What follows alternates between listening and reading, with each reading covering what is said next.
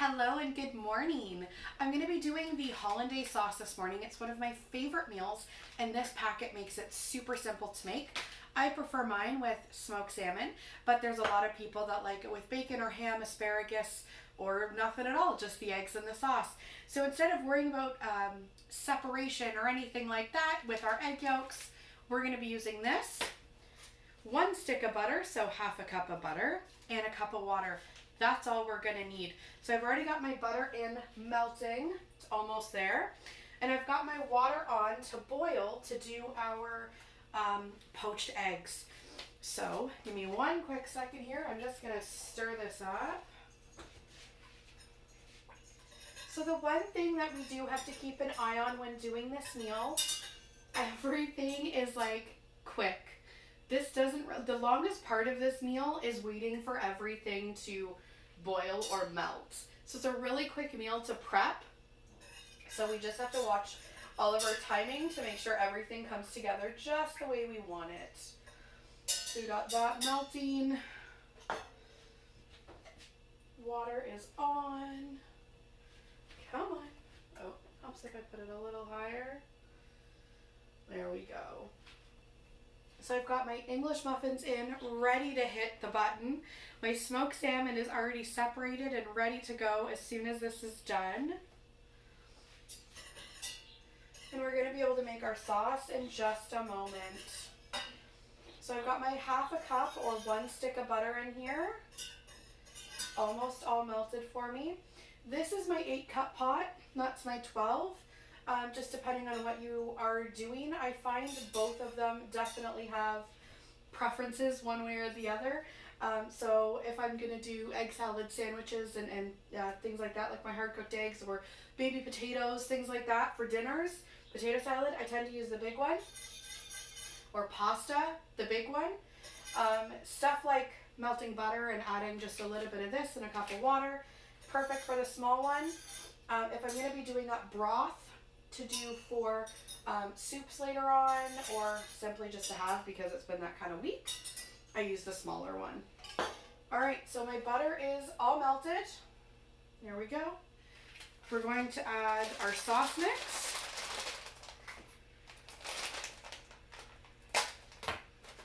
If you have scissors, please use scissors. They don't seem to stick around my house very well. So the whole packet is in of our Hollandaise sauce and 1 cup of water. We're just going to add half, stir, and then add the other half. And you're going to stir this until it thickens up. You will notice all of a sudden, oh, there's been a change, then you know it's getting ready.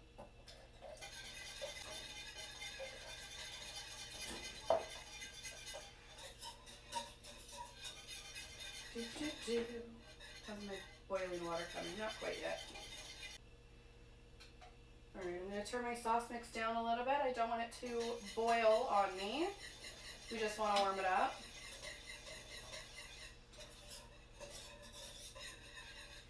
Here we go. Let that sit for just a moment so that it can all come together. And we're going to slide on over here. So when it comes to poaching eggs, if you check online, there's a variety of different ways that you can do them. Some say to add salt, some say to add vinegar. I've done them a couple of times. I don't add either one. It's just going to come down to personal preference and what works for you. So what we're going to do, as soon as the water is boiled, we're going to use our spoon and we're going to kind of spin a vortex into the middle of the pot, which is going to help keep everything together. I'm going to crack the eggs right into the pot. Some people say to use a bowl. I'm making these for me. I don't need it super fancy for a restaurant. I just don't see the point in dirtying an extra bowl to put the eggs in. So we're going to do our vortex. We're just going to crack our egg right in there. Whatever stays together as far as the whites, it's fine. But if you do want to do it properly, a little cleaner looking, crack it into a bowl. If you've got our 1 cup prep bowls, they work perfectly to do 1 egg at a time. Otherwise, just a cereal bowl will do for you, no problem.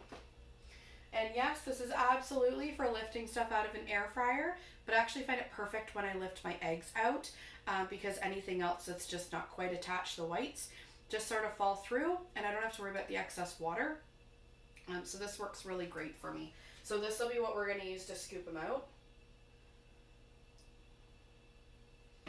Give that a couple more seconds to finish coming to a boil. All right, sauce is done. There we go. So I'm going to turn it off and just let it stay warm on the burner. If you're not really an Eggs Benedict person, I suggest you give the sauce a try. You can do it over salmon, asparagus, broccoli, pretty much anything. It's not quite a cheese sauce, but it's definitely something to give a try to. We like doing kind of our own little twist on Oscar, which is scallops and shrimp over chicken, steak, anything like that, salmon. And instead of making a béarnaise sauce, this is so much easier because it all comes in the one packet and I just need butter and water. So we can do it up really fancy just by using this pack alone. Alright. Move you to my warming center spot for now. How are we doing? Almost. I want to get it to a bit of a rumbling.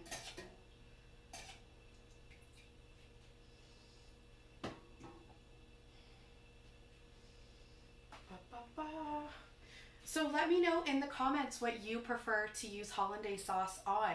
Are you more of an Eggs Benedict person or more on your proteins as far as kind of dinner meats and fishes and things like that? And if it is Eggs Benedict, let me know what you like to put on it.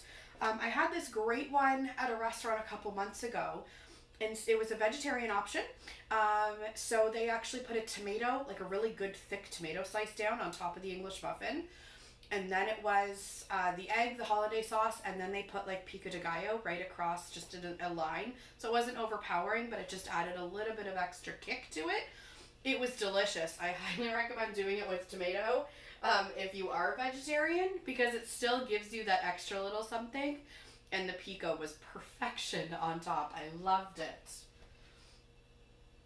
All right, we're going to give this a go. Let's see how we're doing here. I think we're almost at temperature. All right, so we're gonna mix up our vortex. Just literally spin the spoon in the water, and then I'm just gonna crack this right in. Again, if you wanna do it fancy, grab a prep bowl. You could probably even crack it into whatever you've used for your water. It just kind of helps everything stick together a little bit better. And then pour that in. Because this is just for me, I'm just gonna go ahead and crack it in.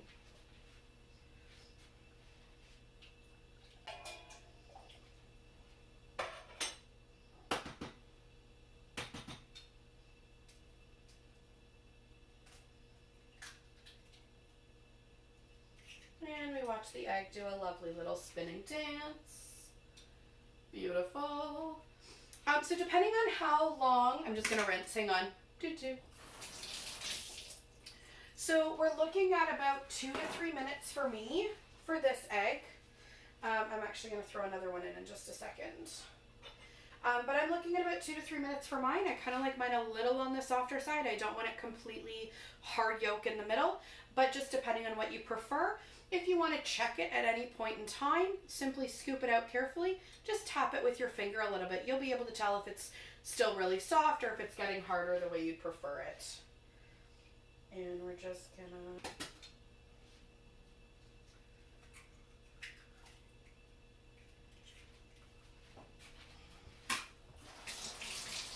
There we go.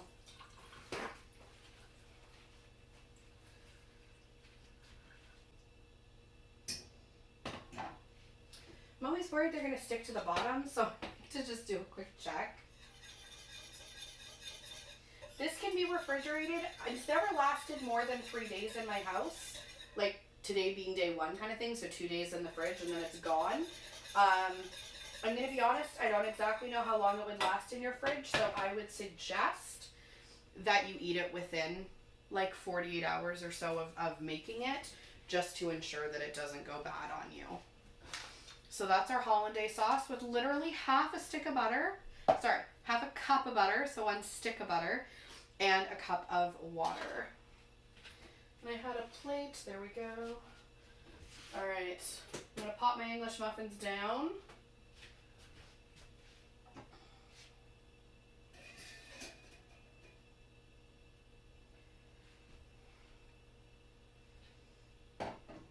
I'm gonna give my eggs 1 more minute.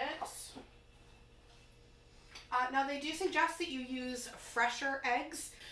In my case, I did have 2 cartons, but it's just because groceries were done like 3 days ago and I knew we were running low, so I used the freshest eggs. Get my English muffins sooner.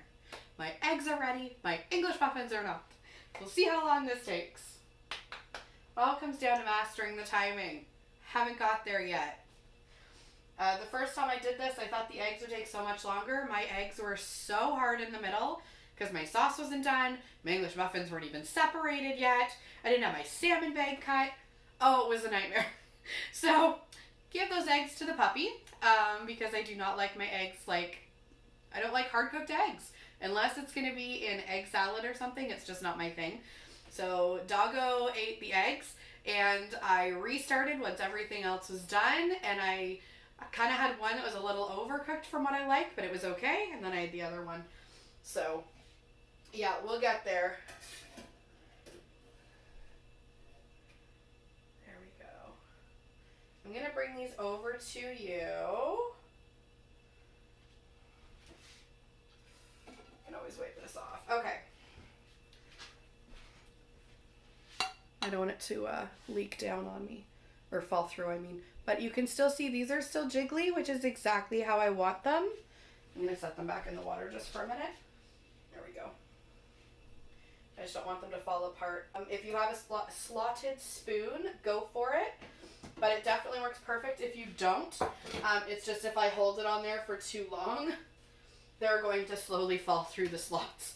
But getting them out of the water, it's perfect.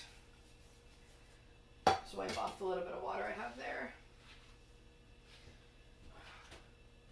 Almost. I don't like them squishy, soggy, not soggy, but fresh, I guess. Perfect. I like them to be a little crunchy when I cut into them. Alright, so if you've never made Eggs Benedict before, I prefer it on English muffins. You absolutely can do it on bagels. I know people that do. So then you're going to put down whatever your choice of protein is. In my case, it's absolutely smoked salmon. But again, you can do bacon, ham, tomato. If you're vegetarian, you could leave it plain if you chose. Another popular one is asparagus. So we've got our smoked salmon. We're going to get our eggs out.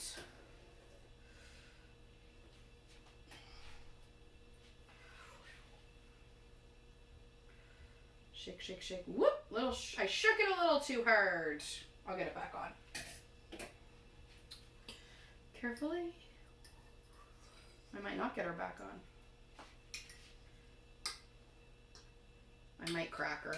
Not gonna lie. Yeah, there it goes. That's okay. Again, it's for me. Life happens. But you can see how runny that yolk is. That's exactly what I wanted. So mine are cooked perfect. If you don't want a runny yolk, just leave them in the water longer. That's all. Roughly 4 minutes on the boiling water will do a harder yolk. I prefer mine runny and soft. And then the pièce de résistance is our Hollandaise sauce. There we go. Oh, I forgot I bought fresh cilantro for this. Hang on. I'm going to make them pretty.